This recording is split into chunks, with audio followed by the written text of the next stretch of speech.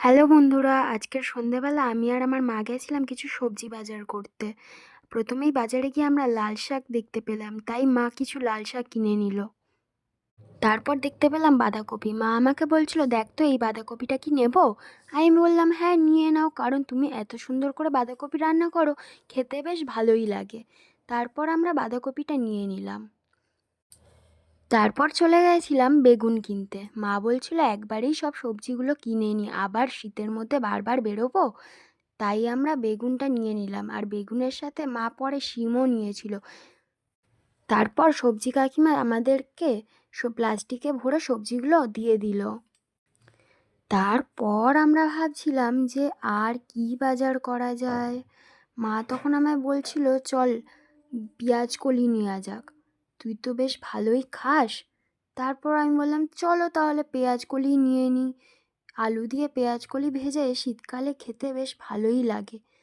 তারপর কাকু বলল, তারপর এখানে 250 পেঁয়াজ কলি 20 টাকায় দিচ্ছিল, তাই মা বলল তাহলে এখান থেকেই নিয়ে নিই।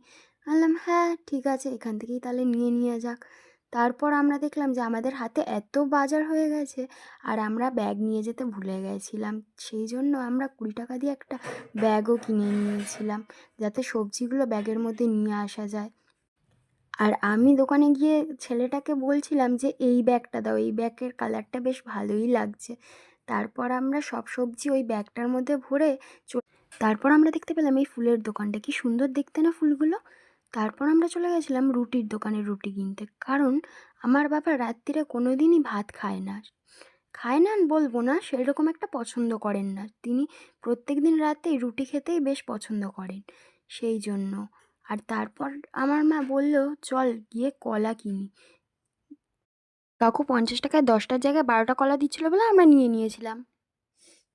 আর আমাদের অনেক খিদে পেয়ে গেছিলো বলে আমরা দুজনে দুটো চিকেন পকোড়া কিনে খেয়েছিলাম।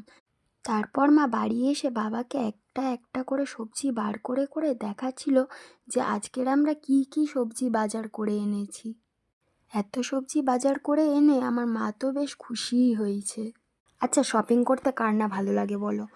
আমরা ভালোবাসি জামা কাপড় শপিং করতে, আর আমাদের মায়েরা ভালোবাসে যে সবজি বাজার করতে। টাটা বন্ধুরা।